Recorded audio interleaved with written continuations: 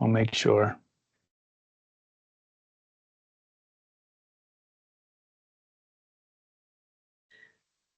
All right, so it's Okay. 11 o'clock. Maybe I'll let you take it away, Danny. Yeah. So I know that was quite a heavy subject, um, but really the gist of it really comes down to how fuels just interact with extreme fire behavior, and I'm sure that everyone in each different part of the country has seen this happen, and we all have different fuels. I know in the East Coast here, I don't think we have any fuels that match any of the benchmark fuels in the Red Book. So um, I'm kind of interested to hear from your area what are you seeing, um, either natural disturbances or anthropogenic disturbances that are affecting fire, maybe surprising you in ways that you didn't think that it would. And I guess I'll start off with here on the East Coast, the hurricanes. Um, the hurricane fuel here is becoming, well, since 2023 fire season in Canada, um, I have been asked 3 or 4 times now to go to national parks in the East Coast and assess the hurricane fuel. We've rented a helicopter a few times. So it's really getting quite a bit of attention from the forest industry and from our agency as well as the other Atlantic agencies. So we do have a proposal to try to burn some of it to see how it will react, but I think that might have been done in Ontario, so we better do our homework first. But yeah, so I think I guess it goes one, two, three. I think Ian, you had your hand up first. Yeah, just an observation in British Columbia is especially in the northeast of the province where there's like significant sized fires is depending on what kind of fire went through. I guess this speaks to like burn severity is there's some fires that just made incredible fuel loading just from the drought and BUIs being high and so mature timber falling but not being consumed. So when you think of fire, it all of a sudden this area that had a fire might be like super dangerous in 3 to 5 years, which you might not like have, or at least I wouldn't have thought at the maybe 10 years ago on conventional wisdom, but just an observation that it's, these fires are actually creating more hazard in a short term. Yeah, for sure. And we're seeing the extreme drought codes, I think that adds another factor to it, right? All the fuel falling down. Conlon? Yeah, hey Danny.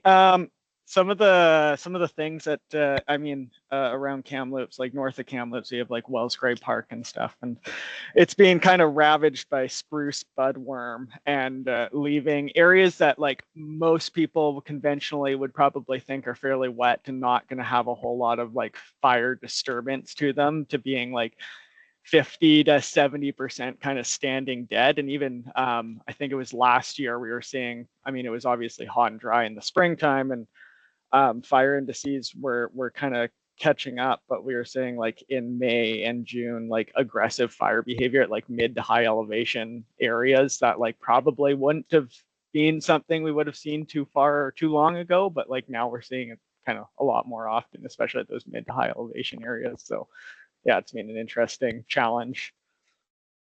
Yeah, that's a really good point. That was one thing that I took note of in 2021 when I was out there to see was the higher elevations were becoming available a lot sooner, like the 1st of June, when before they wouldn't be available till summer, right? Yeah. So yeah, real good point. Climate. Hey, Randy. Hey, how's it going? I kind of have a similar point to Conlon and Ian there, but I wanted to just touch on like gray and dead. When you have like a insect or some kind of mountain pine beetle, spruce beetle, any of those bark beetles and things go through. And you have all this mature timber kind of falling down in the forest or staying standing. It just creates like almost like an understory slash fire. And couple that with like extreme drought and the fact that you can't get like tankers won't be as effective because you can't get to the underside of those fuels. It can be pretty volatile in fire behavior.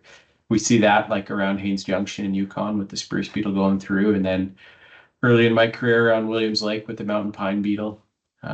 Yeah, definitely lots of like insects can have a huge effect on fuel. Yeah, that's a really good point. And to take that a little bit further, it's a temporal scale on those things too, right? Because they're even after the trees are dead, needles gone, and they fall down, and then if they don't become compacted in that surface layer and they're elevated, they become pretty dry fuel at that point in time. And just an experience I had was there was a fire next to the big ski mountain in Kamloops. I forget the name of it, Big White maybe, I think. Anyways, this fire was on the outskirts threatening, and we were kind of watching it, and I would always predict, I don't really remember, but it was like intensity class 2 or 3 today. And the fire would just get up and take off to 4 or 5 right by mid-afternoon. And that was me flying over in a helicopter, not getting on the ground and looking at, and you're exactly right. What had happened was a beetle had gone through there 20 years earlier, and you couldn't see the fuel on the ground, but it was loaded with all that dry, elevated, dead fuel. And that was the driver. The slash was putting it up into the ladder fuels and then making it snort along. So yeah, good point. And it was on top of a mountain, back to Conlin's point, that climate, that shouldn't have burnt 1st of June, that time of year, but it was. Darcy. Hey everyone, so I'm in south central BC, and just kind of something of interest is cheatgrass, an invasive species coming into the grassland. And I know that's a big problem just south of the border, looking at the changing fire regime, earlier fire seasons with that. So it'll be interesting to watch whether our traditional model of grass cure lines up with what we actually start seeing in the spring. What are you thinking, that there'll be more of a load now? Well, yeah, because my understanding is that it completes its life cycle before our native fescues do, and so it actually kind of propagates itself because it becomes fire ready earlier, say a month early. I'm just picking that date randomly, but it's earlier than our native fescues, and then it burns pretty intense, sets the fescue back, and creates more seed bank availability for the cheatgrass to propagate and take over again. So it can just be this cycle that establishes itself kind of perpetuity. Right. You never get a break then. Yeah. The duration becomes a lot longer. Interesting. Angel.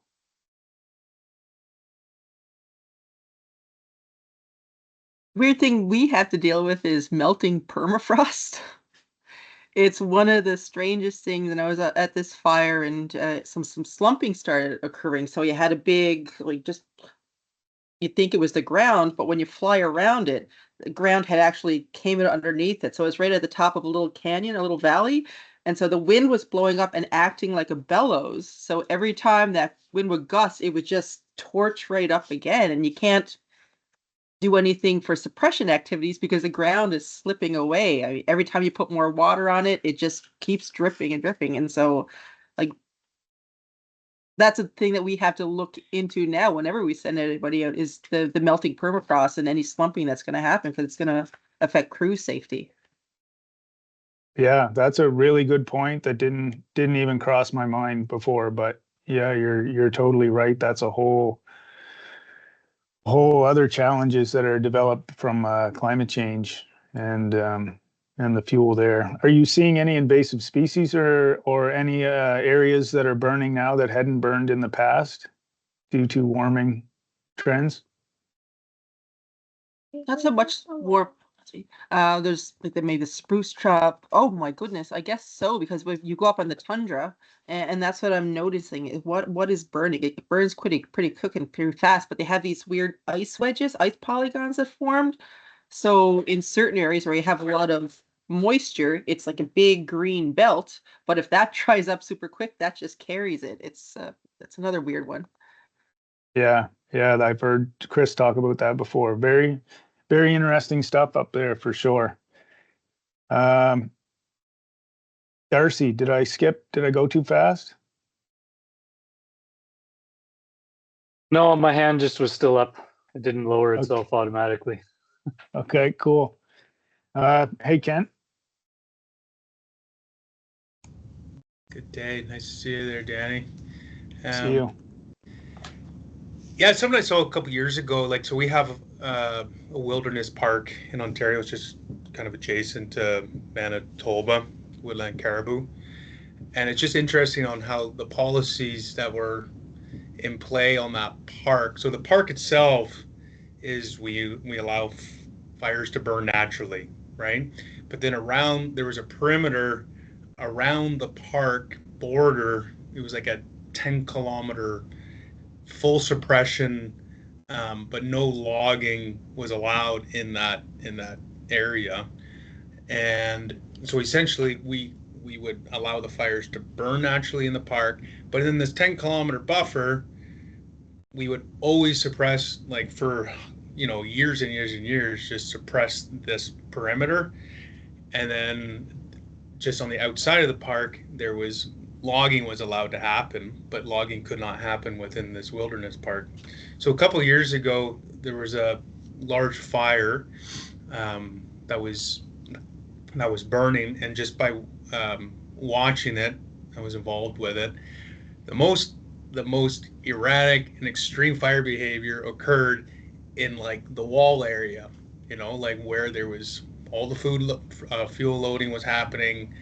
And as a result, because full suppression and no logging could occur, right? So it was either one. So it was a really interesting. It was really interesting to see how that played out. Like well-intended policy, well-intended management strategy. In the end, it actually is what resulted in the most erratic, most amount of damage occurred, not the intention of what the policy intended. So anyways, it was very interesting to see. And then really, like, when the fire got out of the park into the logging areas, it was the easiest to contain, right? It actually, like, it allowed for way more opportunities. You couldn't do anything with it when it was in the full suppression zone because there was so much fuel involved. Do you think that once it got into the logging zone, the actual parameters of the different prescription was, areas that you could kind of get ahead of it? Yeah, like it allowed, like, a lot of it was like the C4 stuff. So it had like a major run, but then once it got rained on, once the conditions weren't there anymore, it just kind of held tight to that. A lot more open fuel, so you can get, suppression activities on it as well. So it allowed a different. And plus, when it was in the full suppression zone, you're talking like lots of dead, standing, gray, like just old bush. I don't know what fuel type that is. It's just old bush, that's gonna burn. So like, I found, you just couldn't put crews on the ground because you just didn't know what was gonna happen. Yeah, and some fuel treatments, if you get into a forestry operation after a spring dip operation, or the timing of some of these prescriptions, the behavior can be unexpected as well too, right? So yeah, really good point. I've made a note of that. We'll touch on that one again. Neil. Yeah. I guess just two things was just one, I wanted to just kind of tag on to Ian's point there, because in last season we saw the Bassett fire spread pretty rapidly and pretty handedly in what was some of the burn from 2015 from the Chin complex, and so that was quite interesting there. But two things, or something that we've seen a couple times up here on two really distinct fires was we had fires on top of peat, which was very interesting and took a lot of work, but we had peat that was like 12 feet deep. We didn't find fire about 12 feet deep, but we found it about 6 feet deep in places. So we were doing a lot of excavating, and it was wild because you would be on top of this seemingly untouched peat ground that was all this very, very fine, very almost like a very loose, fine dust.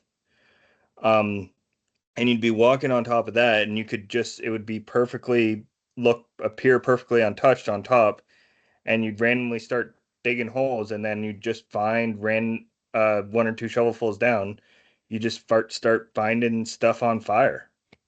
It was such like a fine dusty thing that if there was a hot spot, then you could actually like kick it, and all that peat dust would kind of go up in like a whoosh on top of the hot spot. And so we had to do a lot of water and get really creative with a lot of things, but we believed they were old old lake beds. And it was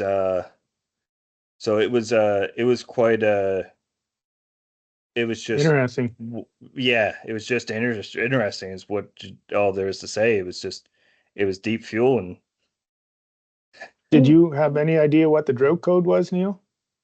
I'd have to go look it up. They were extreme. One of the instances was actually that 2019 chuck egg fire that you mentioned. Yeah, I have seen videos of that kicking the peat and it explodes almost. So yeah, that was probably because we had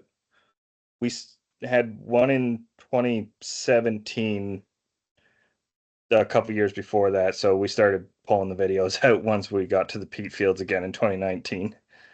Yeah. No, it's interesting. We have peat fires here too in New Brunswick, and they can be nasty to get out. A lot of suppression work there. Cool. Yeah, Thanks. Neil, I think the drought codes, certainly around Rainbow Lake and Bassett wasn't that far off, were near 1,000, which is a big number for the boreal. And during chuck egg or? No, during 2023. Oh yeah. Chuck egg as well. Yeah. But yeah, those are really big numbers, and weird stuff starts happening when that happens. Owen? Hey, I wanted to just touch on a few things in Saskatchewan here. I'm just going to send a photo to the group chat there. But one of the challenges we have is in jack pine fuel types. We have really rampant dwarf mistletoe damage in both productive forestry stands and unproductive stands. That's due to poor forestry practices and also the lack of fuel management there.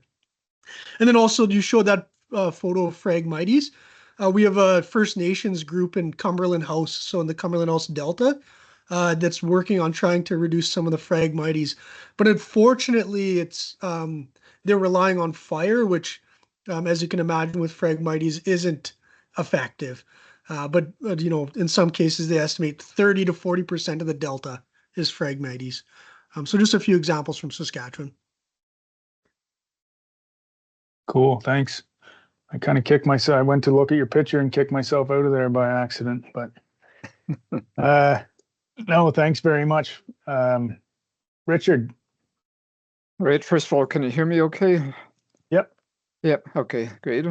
Never know when I pick up my headset if I'm accidentally turning it off. But anyways, I just wanted to throw a term out there that some of you may have heard it or may not, just climate change velocity. And, you know, what I've heard described here kind of gives a few examples of that, you know, how fields may change with elevation. You know, maybe temperatures are getting warmer higher up the slopes, or maybe precipitation regimes are changing. And you can also apply probably on a latitude basis as well, you know, how species may change further north. You know, maybe the spruce trees are getting taller further north, or maybe they're growing into tundra regions where they haven't been seen before. And in fact, Angel, your permafrost example might be another consequence of that as well. You know, how rapidly is that changing? Is it moving further north and things like that? And I think that might also, you know, kind of explain the transition from prairie grassland into parkland and then into boreal forest. Like that boundary has shifted back and forth over the centuries, and you know, it's a result of climate changing quite often on a much slower scale. But now I think we're seeing that velocity increase in a lot of areas. Yeah, for sure, Richard. And I think with the climate change, we're even seeing it in different elevations, in smaller scales. Places that didn't burn before now are becoming susceptible to fire. Where a good example is when I was in BC, on some higher elevations, they have little bonsai trees, you know.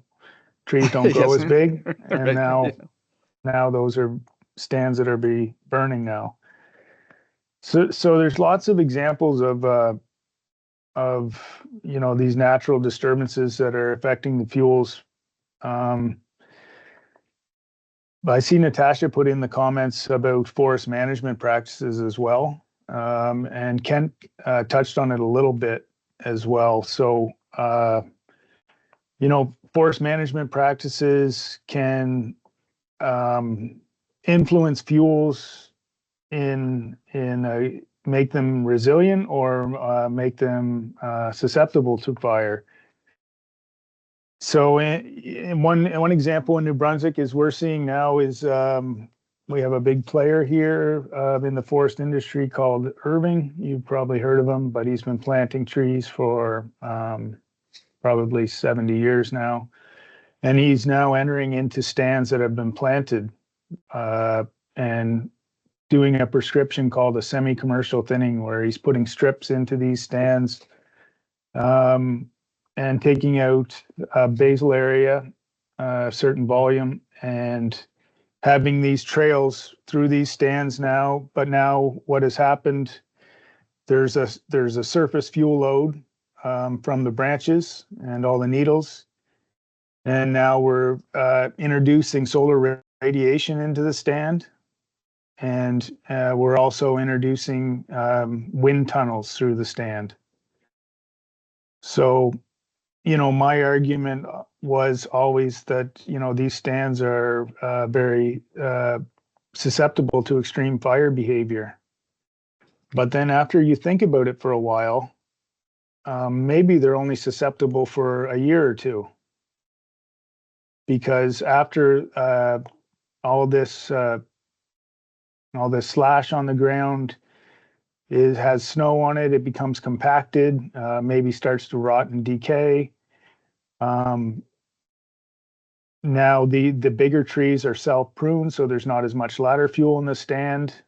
So maybe we're looking at it wrong. Like maybe it's all on a temporal scale again, that their stands are very susceptible for a time period, then they come fire resilient. So I don't know if any of you have any experience with thinking about that or dealing with any prescriptions on the landscape about that, but it's kind of a big talk here at this point in time where we don't have any really fire management guidelines for the industry. And other guidelines could be working around communities or values at risk. roads, they could be doing different treatments. So has anybody else dealt with anything like that? Hey, Danny, it's Darcy. We're dealing with something like that right now with chipping in and masticating fuels in fuel treatments, and trying like you. It's very easy for a prescribing forester to write pile and burn, pile and burn, pile and burn, and then when you look at how many venting days there are in a year, and the fact like a lot of our prescriptions will take it from, a lot of them are already in that target 5 to 10 tons per hectare surface fuel load already. And then we pile 2,000 piles on them and bring it up to 400 or 500 tons per hectare. And then it don't burn it for 3 or 4 years. What have we done to the hazard?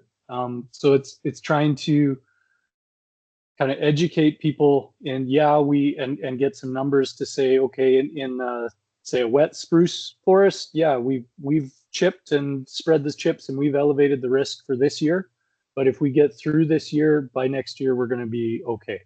So kind of got an interesting project going on where we're going to burn a chipped treatment unit and try and get multi-year data on that. So, after 1 year in a dry Douglas fir forest, this is the fire behavior you see. And after 2 years, this is the fire behavior you see, and be able to give more data to prescribing foresters for that.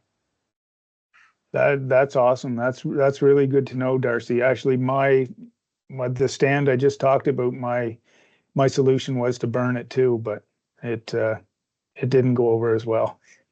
Well, it's like I know we've got some prescriptions in my area, and when you go run the numbers between having snow on the ground or conditions that the fires aren't going to spread, and then venting days, you've got like 2 weeks of the year that you can burn all those piles.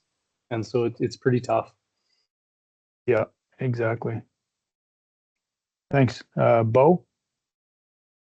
Hey, Danny. Hey. Just anecdotal. We had a fire here this summer that started within a community and spread into a treated block. Pretty extreme fire weather, FMC in the mid 90s for the fairly stiff wind. C7 fuel type had been treated and kind of treated multiple times. It's adjacent to a First Nations community, and it's kind of their project site. So whenever their crews have downtime, they do kind of pruning, traditional burning, where they'll just kind of burn understory in some of the ponderosa needle beds. Anecdotally, burnt to about 60 hectares in an afternoon, and the treatment made it really easy for suppression. Tankers were super effective. It was basically done and dusted within about 24 hours or 48-hour period where we were, pulling crews off the fire because it was essentially out. And what was the entire treatment, and how long ago was it? Treatment, I can't really speak to. It's kind of an ongoing site. I could send you pictures and stuff if you're interested of kind of what the after looks like. But it's kind of an ongoing treatment site. Okay. Cool. And I can't really. I think the last time we burned was in the last 5 years, but again, kind of very small, localized burning, not full-scale broadcast burning over the whole treatment area. Interesting. Yeah, that's a good idea too. And that comes down to culture too, right? They can go and do those small burns when they have a few hour window. Totally. Thanks. Ian. Yeah, thanks. This is more anecdotal, but when you were talking about Irvin and the potential for increasing fire behavior potential in certain ways, I've sometimes noticed or wondered certain fire smart treatments that you see out in the world, has it achieved the objective they wanted in that certain fuel type? It's not like sometimes we miss the mark and trying to minimize a risk, like the solar radiation gets down there, increasing ignition potential, like wind now, allows it to be an ISI, driven fire, whereas maybe in that fuel type it wouldn't have been before. So it's really neat to hear Darcy talk about that marriage of fire management and fire science by seeing what the actual effects are year after year. Yeah, and that's a really good point as well. And I think that we have missed the mark a few times, and now there is a little bit more emphasis on research to get it right. And I think you guys might have a site, Logan Lake, where there's some research being done. I know FP Innovations has done some treatments in Pelican Mountain that didn't get burned yet, but hopefully the window will happen next year. So yeah, there is ongoing research being done to try to get it right at least, rather than there's a lot of money out there, right? For these things, so we might as well use it wisely.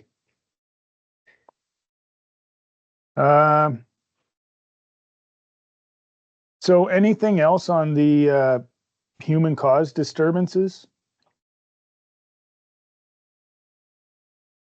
Anybody seeing anything interesting? I do like the point about Kent's point about the usually what I tell people in New Brunswick here is wait till it goes to the next fuel type, because our forest is cut up so much with forestry that it's not long before you're into a different fuel type or stand class. So that's usually where you can catch fires. Here anyways.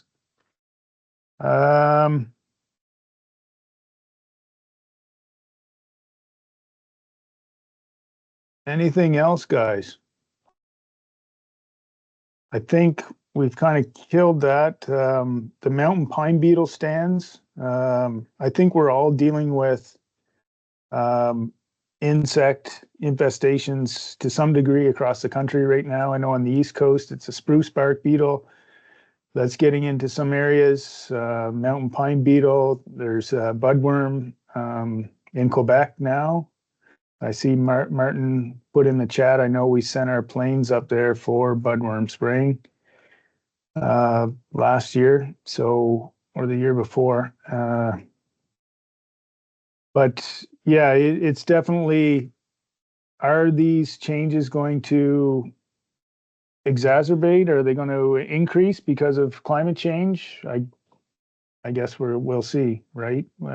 If weather becomes favorable for things like the mountain pine beetle to propagate and come across the landscape, then we're probably going to see more extreme fire behavior in these type of stands.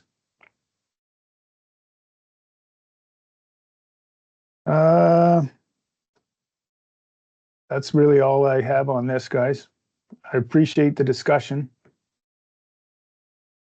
Very good to hear everyone's take across the country, so it's interesting. I think you have some time left for a break now, or Tanya, do you want to? Yeah, the next session isn't until 1 o'clock. Or wait, let me check. Yep, 1 o'clock. Richard's going to run you guys through upper air influences. So if nobody else has any sort of fuel stories they want to share or questions for Danny, then we will we'll end a few minute, half an hour early. Going once, going twice. All right. Yeah, so if everyone could be back for 1 o'clock, then we'll get after the next session. And just a reminder for everybody that had to submit the case study review, you are required to submit 2 reviews. So if you haven't gotten both your reviews in yet, please do that as soon as you can. All right. Have a good one, folks. Tanya? Yes. Quick question, sorry. The reviews, were we only supposed to email them to the individual, or do we actually have to submit them in Canvas as well? No, it's outside of Canvas, but Okay. just you were to CC your mentor so that they understood that it was done, and Chris. Okay, gotcha. Thank you. Yep. Great. See you in about 85 minutes. See you later, folks. Thanks.